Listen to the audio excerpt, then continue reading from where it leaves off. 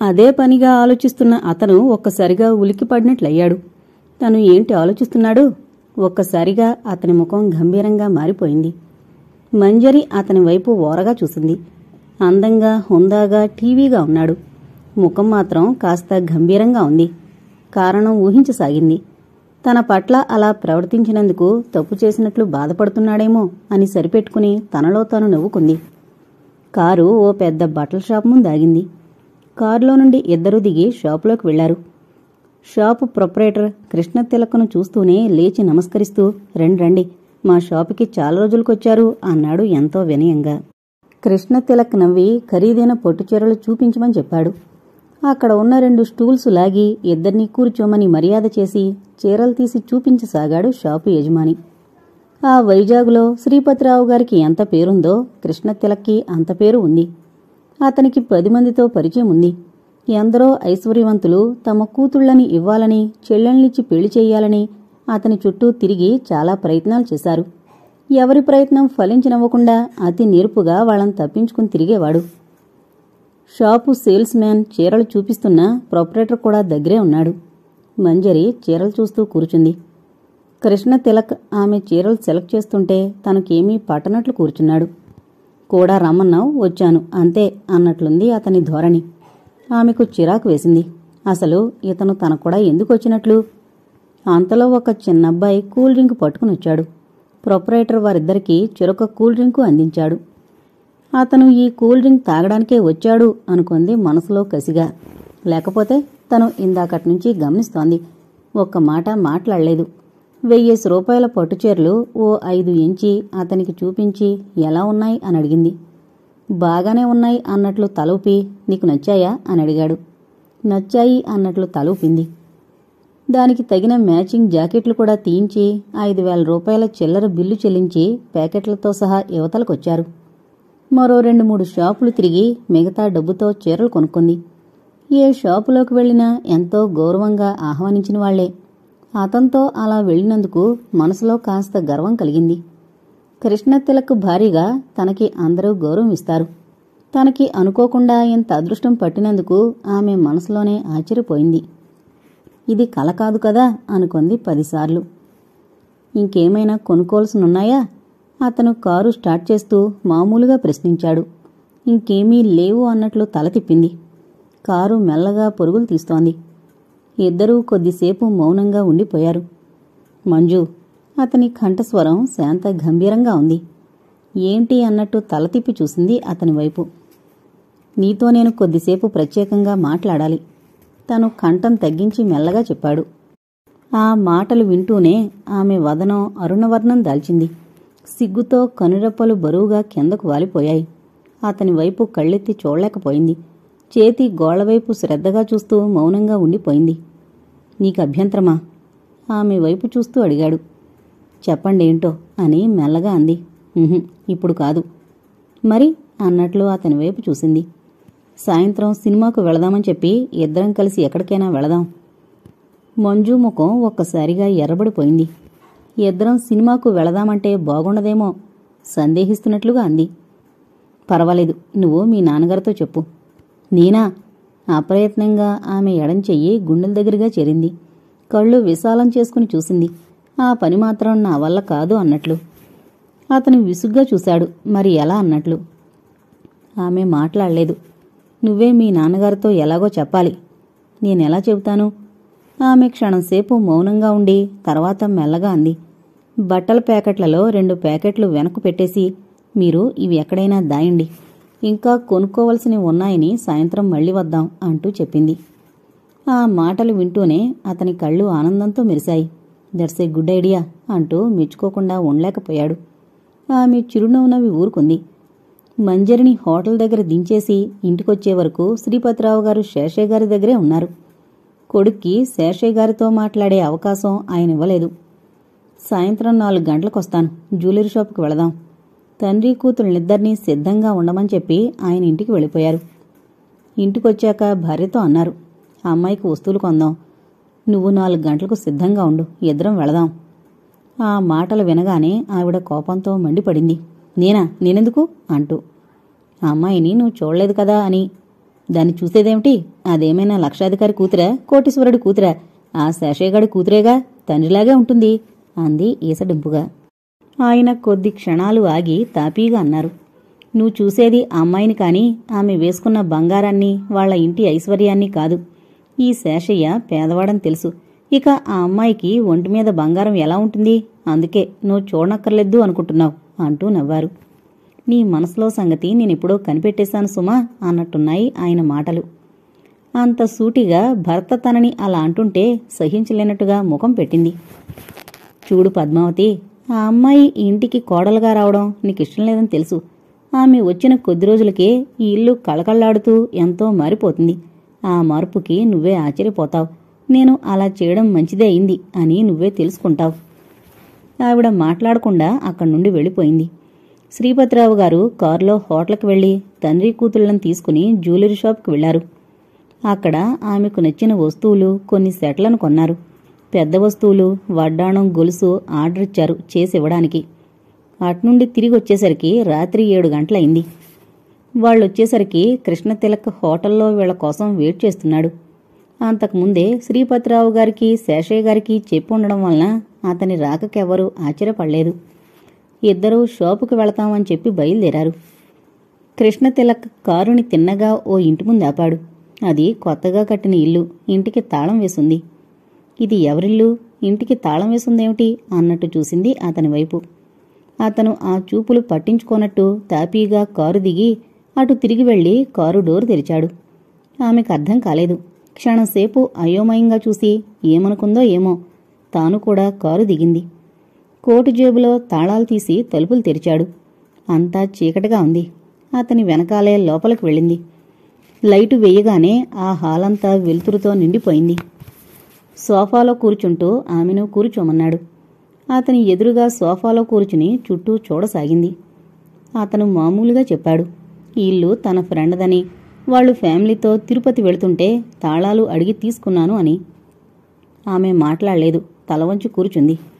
అతనితో రోడ్డు మీద ఎంతసేపు నడిచినా, అన్ని షాపులకు తిరిగినా సిగ్గనిపించలేదు. కాని ఈ ఇంట్లో ఒంటరిగా ఒకే గదిలో ఉండడం చచ్చే సిగ్గనిపిస్తోంది. కళ్ళెత్తి అతని వైపు చూడలేకపోతోంది. మంజు, అతని కంఠస్వరం గంభీరంగా పలికింది. ఆమె కళ్ళెత్తి ఓసారి చూసి మళ్లీ కనురెప్పలు కిందకు వాల్చేసింది. నీతో ప్రత్యేకంగా మాట్లాడాలని నిన్నిక్కడికి తీసుకొచ్చాను. ఏంటో నీకు తెలుసా? తెలీదు అన్నట్టు తల ఊపింది. అయితే విను, నాకు పెళ్ళిష్టం లేదు, ఖచ్చితంగా కటువుగా చెప్పాడు. ఆ మాటలు వింటూనే కొరడా దెబ్బ తిన్నట్టుగా అయ్యి చివ్వున తలెత్తి అతని వైపు చూసింది. హాస్యానికి అంటున్నారు కదూ అన్నట్టున్నాయి ఆ చూపులు. నిజంగా నాకు ఈ పెళ్ళిష్టం లేదు. ఇదంతా మా నాన్నగారి పట్టు. నేను ఎంత ఖచ్చితంగా చెప్పేసినా వినడం లేదు. నీకు ముఖ్యంగా చెప్పబోయేది ఏంటంటే, ఈ పెళ్లి జరిగితే నీకు నాకు సుఖం ఉండదు. అందుకే ఈ పెళ్లి జరగకుండా తప్పించే ఉపాయం ఆలోచించమంటున్నాను. తాపీగా చాలా శాంతంగా చెప్పాడు. ఆమె క్షణంసేపు అయోమయంగా వెర్రిగా చూసింది. తన కళ్ల ముందు తను కట్టుకున్న అద్దాల సౌధాలు పెళపెళమంటూ విరిగిపోయి కుప్పకూలిపోయినట్టు, విహాయాన వీధుల్లో పూల పల్లకిలో ఊరేగుతున్న తను హఠాత్తుగా కింద పడినట్టు, భూకంపమేదో వచ్చి భూమి బద్దలై తను లోపలకు వెళ్ళినట్లు. ఈ పెళ్లి తప్పించే ఉపాయం ఆలోచిస్తావా? ఆమె మాట్లాడలేదు. అతని కళ్లలోకి సూటిగా చూసింది. నువ్వీ పెళ్లి తప్పించినట్టయితే కోరి కష్టాలు తెచ్చుకుందానివవుతావు. ఏంటా కష్టాలు? సూటిగా ప్రశ్నించింది. అదే, పెళ్ళంటే ఆ అమ్మాయిలు ఎన్నో కలలు కంటారు, దానికి విరుద్ధంగా జరిగితే అంటూ కొద్దిగా తడబడ్డాడు. ఆమె ప్రశ్న చూపులు కూడా వాడిగా పొదునుగా కత్తుల్లా ఉన్నాయి. తన గుండెల్లో దిగి మనసు విలవిల్లాడినట్టయింది అతనికి. ఇప్పుడు మాత్రం తక్కువైందా? పెళ్ళంటే కాలేదు గాని పెళ్లికి ముహూర్తం పెట్టేశారుగా. అవుననుకో, కాని పెళ్ళైతే అంటూ ఆగాడు. నా గురించి బాధపడుతున్నారా? ఇద్దరి గురించి. అయితే మీరు నా గురించి బాధపడ్డం అనవసరం. అంటే? అర్థం కాక నుదురు చిట్లించి అడిగాడు. అంటే ఏముంది? పెద్దల మాటకు తల వంచి ఈ పెళ్లికి మనస్ఫూర్తిగా అంగీకరించాను. మనస్ఫూర్తిగా అంగీకరించినప్పుడు కోరి కష్టాలు తెచ్చుకోవడమేమిటి? మీకే ఇష్టం లేదు కాబట్టి ఈ పెళ్లి తప్పించే ఉపాయం మీరే ఆలోచించండి అంది చాలా శాంతంగా. అతనికి ఒళ్ళు మండిపోయింది. ఆమెకు ఈ విషయం మెల్లగా నచ్చజెబుదామని తెచ్చిపెట్టుకున్న శాంతంతో మాట్లాడుతుంటే ఆమె పెంకిగా సమాధానమిస్తుందా? అయితే ఈ పెళ్ళాపించే ఉద్దేశం నీకు లేదా? సూటిగా కోపంగా ప్రశ్నించాడు. లేదు, తాపీగా చెప్పింది. పైకి తాపీగా చెప్పినా మనసులో అగ్ని రాజుకుంటోంది. తండ్రికి చెప్పే ధైర్యం లేక తననిలా బెదిరిస్తున్నాడు అనుకుంది మనసులో. నేనంటే నీకు అంతిష్టమా? అతని గొంతుకలో హేళన తొంగి చూసింది. అతని మాటతో ఆమె ముఖం ఒక్కసారిగా ఎర్రబడింది. సమాధానం చెప్పలేదు. నువ్వు ఈ పెళ్లికి అంగీకరించింది నేనంటే ఇష్టపడి కాదు, నా డబ్బు హోదా చూసి అన్నాడు కసిగా కోపంగా. సున్నితంగా సుకుమారంగా ఉండే స్త్రీలు వాళ్ల మనసులు ఏ మాటంటే దెబ్బతిన్నట్టు విలవిల్లాడతాయో, ఏ మాటంటే వాళ్ళకి రోషావేశాలు ముంచుకొస్తాయో అతను గ్రహించుకున్నాడు. అందుకే అలా అన్నాడు. అతని మాటలు వింటూనే పాములా తలెత్తింది. కృష్ణతిలక్ కంగుమంది ఆమె కంఠం. మీకిష్టం లేనట్టయితే అది మీ నాన్నగారికి చెప్పుకోవాల్సిన విషయం. ఆయనకు చెప్పే ధైర్యం లేక నన్ను బెదిరించాలని చూస్తున్నారా? మీరు బెదిరిస్తే బెదిరిపోయే పిరికిదాన్ని కాదు, ఆ విషయం గుర్తుంచుకోండి అంది తీవ్రంగా. మంజరి! అతని దవడ ఎముక బిగిసింది. కోపంతో పిడికిళ్లు బిగుసుకున్నాయి. కణతల దగ్గర నరాలు పొంగాయి. ఆమె ఆ పిలుపుకి అతని కోపాన్ని లెక్క చేయనట్టు నిర్లక్ష్యంగా తలెగరేసింది. ఆమె నిర్లక్ష్యం అగ్నిలో ఆజ్యం పోసినట్టయింది అతనికి. అయితే ఏంటంటావ్? కోపంగా ఉరిమి చూశాడు. నేను ఏమీ అనలేదు, అన్నీ మీరే అంటున్నారు. నీకెంత పొగరు అన్నాడు కసిగా. ఆ పొగరుండబట్టే మీ వంటి మగధీరుల్ని అందర్నీ అరచేతిలో బొంగరంలా ఆడించి అవతలకు గిరాటేస్తున్నాను ధీమాగా చెప్పింది. మంజరి, మాటలు పెంచి నన్ను విసిగించకు. నాకు కోపమొస్తే నేను మనిషిని కాను. నువ్వు ఈ వాదన్ని మాని నేను చెప్పినట్టు వింటావా వినవా? వినకపోతే? నిర్లక్ష్యంగా పెంకిగా మొండిగా అందామె. నువ్వు చిక్కుల్లో చిక్కుకోవడమే కాదు, జీవితాంతం ఏడ్చి చేస్తావు. నేను ఏడ్చి చేస్తే మీరెందుకు బాధపడ్డాం? నా కర్మకి నన్ను వదిలేయండి. అయితే నువ్వు ఈ పెళ్లి ఆపించవా? బెదిరిస్తున్నట్లుగా అడిగాడు.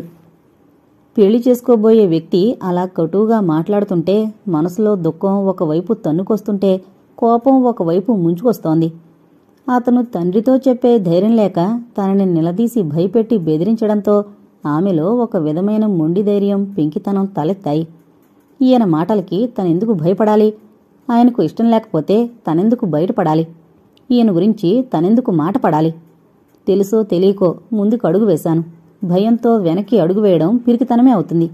నిండా మునిగిన తర్వాత చలేమిటి? ఎలా జరిగితే అలా జరుగుతుంది. నా కంఠంలో ప్రాణం ఉండగా నేను ఆపించను. అయితే విను, మన పెళ్ళంటూ జరిగితే కలిసి జీవితం సాగించడం అంటూ ఉండదు. మరీ మంచిది నిర్లక్ష్యంగా తనకి పట్నట్టంది. ప్రతి స్త్రీ మాతృమూర్తి కావాలని కలలు కంటుంది. ఆ అదృష్టం నీకు ఈ జన్మలో కలగదు. మరీ మంచిది. నాకు ఏ బాదరబందీ ఉండదు. పిల్లలంటూ పుడితే మీ వంటి కోపిష్టి తండ్రిని, నాలాంటి గర్విష్టి తల్లిని వాళ్లు భరించలేరు కూడా తాపీగా చెప్పింది. అతని ముఖం ఒక్కసారి జేవురించి కళ్ళు ఎర్రబడ్డాయి. ఇదే నీ నిర్ణయమా? 10 సార్లు అడగడం అనవసరం అంటూ ముఖం తిప్పేసుకుంది. ఇక అతను ఏమీ మాట్లాడదలుచుకోలేదు. విసురుగా సోఫాలో నుండి లేచాడు. అంతకంటే విసురుగా ఆమె సోఫాలో నుండి లేచి అవతలకు వెళ్ళింది. కృష్ణతిలక్ లైట్ ఆర్పి ఇంటికి తాళం వేసి కారు దగ్గరకొచ్చేటప్పటికీ ఆమె వెళ్లి కారులో కూర్చుంది. అతను కారులో కూర్చుని డోరు విసురుగా మూశాడు. కారు స్టార్ట్ చేసి స్పీడ్గా పోనిచ్చాడు. కారు ఉరుకులు పరుగుల మీద హోటల్ దగ్గర ఆగింది. ఆమె మౌనంగా డోరు తెరుచుకుని దిగింది. అతను వస్తానని కూడా చెప్పకుండా కారు పోనిచ్చాడు. బొరువెక్కిన మనసుతో ఎలాగో రూమ్ చేరుకుంది. శేషయ్య గారు, మంజరి అమలాపురం వెళ్లిపోయారు. రోజులు ఒక్కొక్కటే గడుస్తున్నాయి. పెళ్ళింకా 4 రోజులుంది. 2-3 రోజుల్లో అంతా బయలుదేరి అమలాపురం వెళ్లడానికి బయలుదేరుతున్నారు. పద్మావతమ్మకి కొడుకు పెళ్లి అన్న సంతోషమే లేదు. కృష్ణతిలక్ ఆఫీసుకు సెలవు పెట్టేసి తన గదిలో తలుపులు బిగించుకుని పడుకున్నాడు. ఎంతమంది పిలిచినా తలుపులు తీయడం లేదు. తల్లి కళ్ళనీళ్లు పెట్టుకుంటే లేచి కొద్దిగా అన్నం తిని పడుకుంటున్నాడు. శ్రీపతిరావు గారు ఇదంతా కనిపెట్టినట్టే ఊరకుండిపోయారు. ఒకరోజు ఆవిడే ఉండబట్టలేక అంది, ఆ అబ్బాయి అసలు అన్నం ముట్టుకోవడం లేదు. వాడి మెడలు వంచి ఈ పెళ్లి చేస్తున్నారు. పెళ్ళైన తర్వాత ఆ అమ్మాయి మాత్రం ఏం సుఖపడుతుంది? నా మాట విని ఎప్పటికైనా గ్రహించుకుని శేషయ్యకు కబురు చేయండి, ఈ పెళ్లి ఆఫ్ చేయమని. అది నా కంఠంలో ప్రాణం ఉండగా జరగదు. మాట ఇవ్వడం అంటూ జరిగితే అది నిలబెట్టుకునే వరకు నేను నిద్రపోను. అర్థమైందా అన్నట్టు చూశారు. ఇక మీరు పంతం విడవరు అన్నమాట అన్నట్టు చూసింది ఆవిడ. అంతే, అలాగే అనుకో అన్నట్టు చూపులతో వ్యక్తపరిచారు తన అభిప్రాయాన్ని ఆయన. ఇక ఇంటికొచ్చిన అమ్మాయి జీవితం అంతే అనుకోవలసిందే. మనవాడికి ఇష్టం లేకపోతే ఆ అమ్మాయితో సంసారం సాగిస్తాడా ఏమిటి అంది. ఆ మాటకైనా ఆయన జడుస్తారేమో అన్న ఆశతో. ఆవిడ ఊహ తారుమారైంది. ఆయన జడవలేదు సరికదా, తాపీగా ఇలా అన్నారు. పెళ్లి వద్దు వద్దు అన్నవాళ్లు పెళ్ళయ్యాక పెళ్ళం కొంగు పట్టుకుని వదలకుండా కూడా తిరుగుతారు. దానికి అసహ్యం చిరాకు వేసి చీ థూ అన్నా కూడా పట్టించుకోరు, నవ్వేస్తారు అంటూ ఆయన గట్టిగానే నవ్వేశారు. ఈ కాలం కుర్రాళ్ల మనసులు క్షుణ్ణంగా చదివేసినట్టు. ఆవిడ ఇంక ఏం మాట్లాడకుండా అక్కడి నుంచి వెళ్ళిపోయింది. కృష్ణ తిలక్కి రోజులు గడిచే కొద్దీ కసి పెరిగిపోతోంది. ఆ అమ్మాయికి ఎంత పొగరు, నేనంటే ఏంటో అనుకుంటోంది. తను ఎంత మంచిగా చెప్పినా ఆమె వినడం లేదు. సరే, పెళ్ళయ్యాక ఇంటికి రాని చెబుతా, అడుగడుగునా నరకం చూపిస్తాను, అప్పుడు గాని తెలిసిరాదు. తర్వాత దుఃఖిస్తుంది, మాట విన్నాను కాదే అని. మాట వినని వాళ్లకు అంతే మరి, కోరి కష్టాలు తెచ్చుకున్నట్టవుతుంది. మనసులో కసిగా కోపంగా అనుకున్నాడు. మంజరి ఊరు నుండి వచ్చిన దగ్గర నుండి ఆమెలో ఉత్సాహం లేదు. వైజాగ్ వెళుతున్న నాడు ఉన్న సంతోషం, సరదా ఇప్పుడు ఆమె మనసులో మచ్చుక్కైనా లేవు. శేషయ్య గారు పెళ్లి పనుల హడావిళ్ళో కూతురు ఎలా ఉంటోంది పట్టించుకోలేదు. మహేంద్ర దగ్గర నుండి ఉత్తరం వచ్చింది. నీ ఉత్తరం అందింది. నేను అర్జెంటుగా మణిపూర్ వెళుతున్నాను. అక్కడ నా ఫ్రెండ్ ఒక అతనికి సీరియస్గా ఉంది అని వైరొచ్చింది. నేనక్కడ ఎన్ని రోజులుంటానో చెప్పలేను. నేను అట్నుండి రాగానే నీకన్ని విషయాలు వివరంగా ఉత్తరం రాస్తాను. అంతవరకు ఉత్తరం రాయొద్దు అని రాశాడు.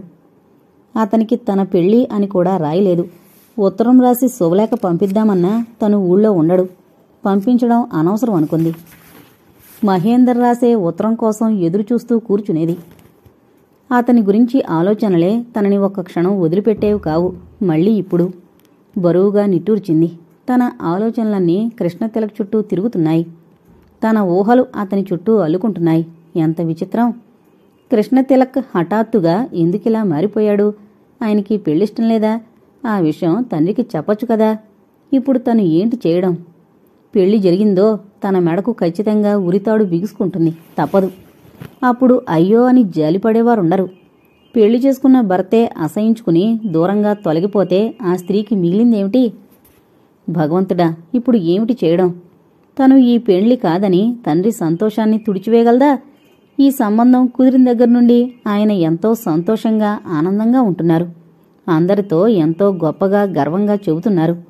ఊళ్ళో అంతా తన అదృష్టానికి ఆశ్చర్యపోతూ అంతా తనని ఎంత పొగుడుతున్నారు. భగవంతుడా, ఇప్పుడు నన్ను ఏం చేయమంటావు? ఈ పెళ్లి తప్పించుకుని తన గుండెల్లో భారం తగ్గించుకోవాలా, లేక పెళ్లి చేసుకుని అందర్నీ సంతోషపరిచి తను నరకం అనుభవించాలా? ఎటూ తేల్చుకోలేక సతమతమవుతూ తనలో తాను కుమిలి కుమిలి ఏడవసాగింది మంజరి. కృష్ణతిలక్ మాటలు ఒక్కొక్కటే గుర్తుకొస్తుంటే గుండెలు పగిలిపోతున్నట్టుగా ఉంది ఆమెకు. ఎటూ నిర్ణయించుకోలేక తనలో తాను కుమిలిపోసాగింది. బెంగళూరు నుండి మంజరి పిన్ని, చిన్నాన్న, వాళ్ళ అబ్బాయిలు అంతా కలిసొచ్చారు. ఇంటి నిండా బంధువులతో చాలా సందడిగా ఉంది. ఆ రాత్రి పెళ్లి. ఆ ఉదయం పెళ్లివారు విడిదింట్లో దిగారు. కరణంగారిల్లు చాలా పెద్దది. ఆ ఊరి మొత్తం మీద ఆ ఇల్లే చాలా బాగుంటుంది. విడిదికి ఆ ఇల్లిచ్చారు. భోజనాలు అవి అయ్యాయి. రాత్రి లగ్నం. అందరూ వేణుగోపాలస్వామి ఆలయానికి బయలుదేరి వెళ్లారు. ఆ ఊళ్ళో జనమంతా అక్కడే ఉన్నారు. మంజరికి అంత గొప్ప సంబంధం వచ్చింది. పెళ్ళికొడుకు పెద్ద చదువుకున్నాడట, ఎంతో అందంగా ఉంటాడట అని చెప్పుకుని చూడ్డానికి అంతా వేణుగోపాలస్వామి గుడికి బయలుదేరి వెళ్లారు. కృష్ణతిలక్ పెళ్లిపీటల మీద కూర్చున్నాడు. మెడలో పూలహారాలతో పాటు కర్పూర హారాలు వేసుకున్నాడు. నుదుట పెళ్లిబొట్టు, కుడి చెంపకు చుక్క. అతను ఆ పెళ్లి దుస్తుల్లో కళకళ్లాడుతున్నాడు. బాగా పొడవుగా, బలంగా, ఆరోగ్యంగా, అందంగా, హుందాగా ఉన్న అతన్ని చూస్తూనే అంతా ఆశ్చర్యపోయారు. అతని పక్కన మంజరి సన్నగా, నాజుగ్గా, బంగారు బొమ్మలా కూర్చుంది. ఆమెలో పెళ్లికూతురు శోభ 1000 అందాలు విరజిమ్ముతోంది. మెడలో చంద్రహారం, ముత్యాలహారం, మెడకు ఎర్రరాళ్ల నెక్లెస్సు, చెవులకు ముత్యాల జూకాలు, చేతులకు ఎర్రరాళ్ల, ముత్యాల గాజులు వేసుకుంది. నడుముకి వడ్డాణం పెట్టుకుంది. మెడలో పూలహారాలు, నుదుట కళ్యాణ తిలకం, ఎడం చెంపకు చుక్క. పెళ్లి ముస్తాబులో మంజరి కళకళ్లాడుతోంది. పద్మావతమ్మ క్షణంసేపు ఆశ్చర్యపోయింది. శేషయ్యకు ఇంత అందమైన కూతురుందా అని. కృష్ణతిలక్ ముఖంలో మాత్రం నవ్వు లేదు. శాంత గంభీరంగా ఉన్న అతని ముఖం చూసి ఎవరూ అంతగా పట్టించుకోలేదు. ఏమని అంతా ప్రశ్నించుకోలేదు. మంజరి ముఖం దించుకుని కూర్చోవడం వల్ల ఆమె మనసులో దిగులు ఎవరూ గుర్తించలేకపోయారు. పురోహితుడు మంత్రాలు చదువుతున్నాడు. మంగళవాద్యాలు మ్రోగుతున్నాయి. కృష్ణతిలక్ మంజరి మెడలో 3 ముళ్ళు వేశాడు. పెళ్లికొచ్చిన పెద్దలంతా వధూవరులను దీవించి అక్షతలు చల్లారు. పెళ్లితంతు ముగిసింది. పెళ్లైన మరుసటి రోజు 6 గంటలకి కారు గేట్లోంచి దూసుకు వెళ్లి పోర్టుకోలో ఆగింది. కారు ఆగగానే బ్యాండు అందంగా మోగసాగింది. మంజరి ఆశ్చర్యంగా చూసింది ఆ బంగళా వైపు. చాలా పెద్ద బంగళా. ఆ బంగళా అంతా రంగురంగుల విద్యుత్ దీపాలతో పూలతో అలంకరించి వధూవరులకు స్వాగతం పలుకుతున్నట్లుగా ఉంది. ఇంద్రధనస్సుల రంగులు వెదజల్లుతూ కళ్ళు మిరుమిట్లు గొలుపుతోంది ఆ బంగళా. బ్యాండ్ వాళ్లు అంతా ఒకేలాంటి చమ్కీతో ఉన్న సిల్కు తలపాగాలతో ఉన్నారు. ఎందరో బంధువులు మిత్రులు వీరి రాక కోసం పడిగాపులు పడి చూస్తున్నట్లుగా ఎదురు చూస్తున్నారు. కృష్ణతిలక్ కారు ఆగగానే కారును చుట్టుముట్టేశారు అంతా. ఆ బంగళా అంతా హడావిడితో అట్టహాసంతో చాలా సందడిగా ఉంది. కృష్ణతిలక్తో పాటు మంజరి కూడా కారు దిగింది. ఆ మరుక్షణంలో ఒక్కసారి తనని తాను మరిచిపోయి స్వప్నావస్థలో ఉన్నట్లు అనిపించింది. కృష్ణతిలక్కి తనంటే పంచప్రాణాలు అనిపించింది. ఆమె మనసు ఒక్కసారి పాలసముద్రమైపోయింది. అంతరాత్మ ఆమె వీపు తట్టి మేల్కొల్పడంతో ఉలిక్కిపడి మరుక్షణంలో కుంగిపోయింది. ఆ బంగ్లాలో అడుగు పెడుతుంటే ఆమె కంపించింది. ఆ బంగ్లా అలంకరణ, ఆ వైభవం భూతల స్వర్గంలా కనిపించసాగింది. భర్త వైపు ఓరగా చూసింది. అతను అందరితో నవ్వుతూ హుషారుగా మాట్లాడుతున్నాడు. ఆ ముఖంలో కళ్లల్లో కాంతి లేదు. కావాలని ఉత్సాహం తెచ్చుకుని మాట్లాడుతున్నాడని ఆమె గ్రహించకపోలేదు. ఆమెను లోపలికి తీసుకువెళ్లి ఖరీదైన పట్టుచీర కట్టించి ఒంటి నిండా వస్తువులు వేసి ముస్తాబు చేశారు. మంజరి ఆ ఖరీదైన పట్టుచీరతో ఒంటి నిండా వస్తువులతో అప్సరసలను కూడా మించిపోయే సౌందర్యంతో ప్రకాశించసాగింది. రాత్రి విందుకొచ్చిన వాళ్లంతా ఆమె అందాన్ని మెచ్చుకోకుండా ఉండలేకపోయారు. డిన్నర్ పూర్తయింది. వచ్చిన వాళ్లు అంతా ఒక్కొక్కరై వెళ్లిపోసాగారు. పద్మావతమ్మ అసలు కోడల్ని పలకరించనేలేదు. మంజరి ఆ విషయం గమనించినట్టే ఉంది. ఆ రోజు ఆమెను ముస్తాబు చేయసాగారు. వద్దని తప్పించుకోవడం ఎలాగో ఆమెకు అర్థం కాలేదు. ఆమె గుండెల్లో బాధ సుడులు తిరుగుతోంది. కృష్ణతిలక్ మాటలు తను మరిచిపోగలదా? తప్పించుకోవడం ఎలాగా అని ఆలోచిస్తోంది. ఆమెకు తెల్ల జరీచీర కట్టించి ఒంటి నిండా వస్తువులు వేసి తలలో పువ్వులు పెట్టి ముస్తాబు చేశారు. మంజరిని తీసుకువెళ్లి కృష్ణతిలక్ గదిలోకి నెట్టి తలుపులు మూసి వెళ్లిపోయారు పేరంటాళ్లంతా. గదంతా రంగురంగుల బల్బులతో పూలతో అలంకరించుంది. టేబుల్ మీద తెల్లటి గుడ్డపరిచి రకరకాల మిఠాయిలు పళ్ళు అన్నీ పెట్టారు. వెండి జగ్గులో పాలు పోసి పెట్టారు. మంచమంతా పూలతో అలంకరించుంది. పరుపు మీద ఇంతెత్తున పూలు పోశారు. ఆ పూల పాన్పు మీద కృష్ణతిలక్ తల కింద చేతులు పెట్టుకుని వెల్లకిల్లా పడుకుని ఏదో ఆలోచిస్తున్నట్లు పైన తిరిగే సీలింగ్ ఫ్యాన్ వైపు చూస్తున్నాడు. తలుపు చొప్పుడవడంతో చటుక్కున తల తిప్పి చూశాడు. మంజరి లోపలకు అడుగు పెట్టడంతో తలుపులు మూసుకున్నాయి. అతని ముఖం గంభీరంగా మారిపోయింది. ఒక్క క్షణం ఆమెను పరిశీలనగా చూశాడు. తెల్ల జరీ చీర, తెల్ల జాకెట్టు, ముత్యాల నగలతో తలలో పూలతో అప్సరసలా మెరిసిపోతుందామె. అతనికి ఆ క్షణంలో వసుధ కనిపించింది. వసుధ సిగ్గుపడుతూ గుమ్మం వద్ద నిలబడిపోతూ అతని వైపు ఓరగా చూసి నవ్వినట్లయింది. ఆ నవ్వు మల్లెలు కురిసినట్లు. అంతే. అతను అప్రయత్నంగా లేచి మెల్లగా 2 అడుగులు వేశాడు. వసుధ స్థానంలో మంజరి కనిపించింది. అంతే. అతని పాదాలు టక్కున ఆగిపోయాయి. ఆ వెంటనే అతనిలో కసి పెరిగింది. ఈ ఆడవాళ్లను నమ్మకూడదు. మగవాళ్లను ప్రేమించినట్టు నటించి అంతకన్నా గొప్పవాడు రాగానే ప్రేమ గీమ మరిచి వాడికో గుడ్ బై చెప్పేస్తారు. అతని మనసులో కోపం తారాస్థాయికి చేరుకుంది. మంజరి ఓరగా అతని వైపు చూసింది. మంచం దిగొచ్చి ఆగిపోవడంతో ఆశ్చర్యం కలిగింది. అతను మగవాడు, కోరికలుంటాయి. బ్రహ్మచారిగా ఎన్నాళ్లు జీవితం గడిపినా పెళ్ళయ్యాక భార్య ఎదురుగా ఉంటే పురుష హృదయం ఆగుతుందా? భార్యను తాకకూడదని మనసులో ఎంత గట్టిగా నిశ్చయించుకున్నా ఆ నిశ్చయాలన్నీ గాలికి ఎగిరిపోయి అతని నిగ్రహం సడలిపోదు. పంతాలు పట్టుదలలు ఉంటాయా? ఆలోచిస్తున్న మంజరికి సిగ్గుతో ముఖం ఎర్రబడింది. గుండెలు గోగోలాడాయి. ఆయన దగ్గరగా వచ్చి అతని చేతులతో చుట్టేసి మంజు అని లాలనగా పిలిస్తే మధురమైన ఊహలు పరంపరగా ఆమెను చుట్టుముట్టి ఉక్కిరిబిక్కిరి చేయసాగాయి. మంజు అన్న అతని పిలుపు వినిపించగానే ఆమె త్రుళ్ళిపడినట్లయింది. అతని పిలుపు మృదువుగా లాలనగా లేదు, కటువుగా కర్కశంగా ఉంది. మంజు, నిన్ను నేను మోసం చేసి పెళ్లి చేసుకోలేదు. నువ్వు కావాలని కోరి నీ మెడకు నువ్వే ఉరితాడు బిగించుకున్నావు. చేతులారా చేసుకున్నదానికి ఆ దేవుడు కూడా ఏం చేయలేడు. గంభీరంగా వినిపించాయి అతని మాటలు. మంజు అతని మాటలు వింటూ మౌనంగా విని ఊరుకుంది. సమాధానం ఇవ్వలేదు. మాట్లాడవేం? ఏం మాట్లాడను? మీరు చెబుతుంటే నేను వింటున్నాను. తాపీగా సమాధానం ఇచ్చింది. ఎప్పటికైనా తెలుసుకున్నావా నా సంగతి? ఇక ముందు నీ జీవితం గురించి ఆలోచించుకో అంటూ హేళనగా నవ్వాడు. అతని నవ్వు చూస్తూనే ఆమె రోషావేశాలు తలెత్తాయి. అయినా పైకి శాంతంగానే జవాబిచ్చింది. ఇక ముందు నా జీవితం గురించి నేనెప్పుడో ఆలోచించుకున్నాను. ఏంటి? ఆతృతగా అడిగాడు. ఇప్పటి మాట రేపటికి ఉండదు అని. అంటే? అర్థం కానట్టు నుదురు చిట్లించాడు. అతనికి నిజంగానే ఆ మాటలు అర్థం కాలేదు. అంటే ఏముంది? పురుషుల మనసులు చంచలం. అందమైన స్త్రీ కళ్ళెదుట తిరుగుతుంటే మునులు సైతం మనసు పారేసుకుంటారు.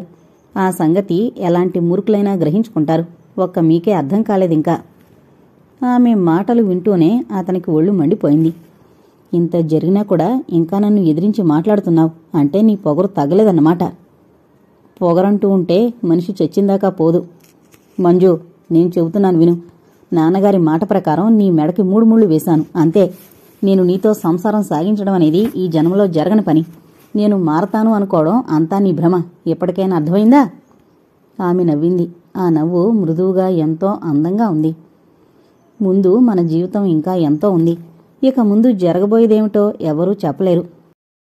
అలా చెప్పగలిగితే ఆ భగవంతుడి గొప్ప ఏముంది? పెద్దల సమక్షంలో ఇద్దరం భార్యాభర్తలం కాగలిగాం. కాని ఇద్దరి మనసులు ముడిపడలేదు. అంత మాత్రానికే ఎప్పటికీ ఇలాగే ఉండిపోతాం అనుకోవడం మీ భ్రమ. కాలమే తెస్తుంది మనుషుల్లో మార్పు. ఇంతవరకు మీరు గెలిచారా, నేను గెలిచానా అని లేదింకా. ఇక ముందు చూద్దాం మనిద్దరిలో ఎవరు గెలుస్తారో అంది పందెం వేస్తున్నట్టుగా. ఆమె మాటలు వింటూనే అతను మండిపడుతూ, సరే చూద్దాం.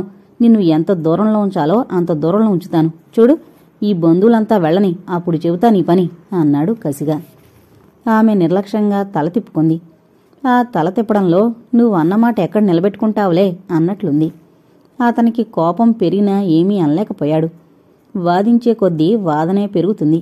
అలాంటి మొండిగట్టంతో వాదించడం అనవసరం. ఇక్కడి మాటలు అవతలకు వినిపిస్తే బంధువుల మధ్య తన పరువు పోతుంది. 4 రోజులు ఊరుకోవడమే మంచిది అనుకున్నాడు మనసులో. అతను మంచం మీద పడుకున్నాడు. మంజు కింద చాప దిండు వేసుకుని పడుకుంది. అలా పడుకుంటున్నప్పుడు అప్రయత్నంగా ఆమె కళ్ల వెంబడి కన్నీరు జలజలారాలి చెంపలు తడిశాయి. ఆడపిల్ల పెంకితనానికి పోతే ఎంత అనర్థానికి దారితీస్తుందో మొదటిసారిగా గ్రహించుకుంది. తనకు చిన్నప్పటి నుండి కోపం, పెంకితనం ఎక్కువ. తను పెరిగి పెద్దయ్యే కొద్దీ ఆ కోపం, పెంకితనం తనతో సమానంగా పెరిగి పెద్దయ్యాయి. ఎల్లప్పుడూ తనని అంటిపెట్టుకునుండే స్నేహితురాళ్లవే. ఇప్పుడు అవి తన నిండు జీవితానికి ముప్పు తెచ్చిపెట్టాయి. ఆనాడు ఈయనతో అలా మాట్లాడకుండా ఉంటే బాగుండేది. తర్వాత ఈయన అంత ఖచ్చితంగా చెప్పినప్పుడైనా ఆలోచించవలసింది. ఇప్పుడు అనుకుని ఏడిస్తే ఏం లాభం అని తన దురదృష్టానికి తనే కుమిలిపోయింది. కాని తన విషయంలో ఒక్కటే ఆశ్చర్యమనిపిస్తోంది. అంత గుండెలు పిండేసే బాధలో కూడా తను అసలు బాధపడినట్లు నిర్లక్ష్యంగా తల ఎగరేసి మాట్లాడడం, ఎప్పటికైనా అతను మారతారు అన్నట్లు ధీమాగా ఉండడం, అతనితో వాదించి సవాల్ చేయడం చిత్రమే. లేకపోతే ఈ విషయంలో అంత ధైర్యంగా మాట్లాడడమేమిటి? గాఢంగా నిట్టూర్చింది. ప్రతి కన్నెపిల్ల ఈ రోజు కోసం ఎన్నో కలలు కంటుంది. తన భావి జీవితం గురించి తలపోస్తూ ఎన్నెన్నో ఊహల్లో తేలిపోతుంది. భర్త అనురాగంలో నిండా మునిగి అతని చేతుల్లో ఒరిగిపోవాలని అనుకుంటుంది. మరి తనకు ఆ అదృష్టమేది? శబ్దం బయటకు రాకుండా తనలో తాను కుమిలి ఏడ్చింది. మగవాడి గుండె అంత పాషాణమా? స్త్రీని చూడగానే మంచులా కరిగిపోతారు అన్న మాటలు ఒట్టి కథలు, కల్పనలేనా? పురుషుని చుట్టూ కదా స్త్రీ ఆశలు అల్లుకుంటాయి. అతని ఆశ్రయం, అండా కావాలని కదా ప్రతి స్త్రీ కోరుకుంటుంది. తన మెడలో 3 ముళ్ళు వేసిన భర్తే తనని హేళన చేసి అపహాస్యం చేస్తే ఇక తనకు మిగిలిందేమిటి? భగవంతుడా, తను ఏ ఆశతో ఇక బ్రతకాలి? భర్త ఆదరణ ప్రేమ లేని ఈ ఇంట్లో ఎన్నాళ్లు ఉండగలదు? తన కోపాన్ని పెంకితనాన్ని దూరంగా పెట్టేసి శాంతంగా నేర్పుగా రోజులు గడపాలి. తండ్రి పేరు పుట్టింటి గౌరవం నిలపాలి అని మనసులో నిశ్చయించుకుంది. 1-2 రోజులు అలాగే గడిచిపోయాయి. కృష్ణతిలక్ మంజు ఇద్దరూ ఒకసారి అమలాపురం వెళ్ళొచ్చారు. ఇంటికొచ్చిన బంధువులు ఎక్కడి వాళ్ళక్కడకు వెళ్ళిపోయారు. ఆ ఇంట్లో శ్రీపతిరావు గారు, పద్మావతమ్మ, కృష్ణతిలక్, మంజు మిగిలారు. ఇంట్లో వంటవాళ్లు పనివాళ్లు ఉన్నారు. మంజు ఒక్క పని ముట్టుకోనవసరం లేకపోయింది. అలా గదిలో ఒంటరిగా గంటల గంటలు గడపాలి అంటే విసిగేస్తుంది. శ్రీపతిరావు గారు ఉదయం వెళ్లి సాయంత్రం వస్తారు.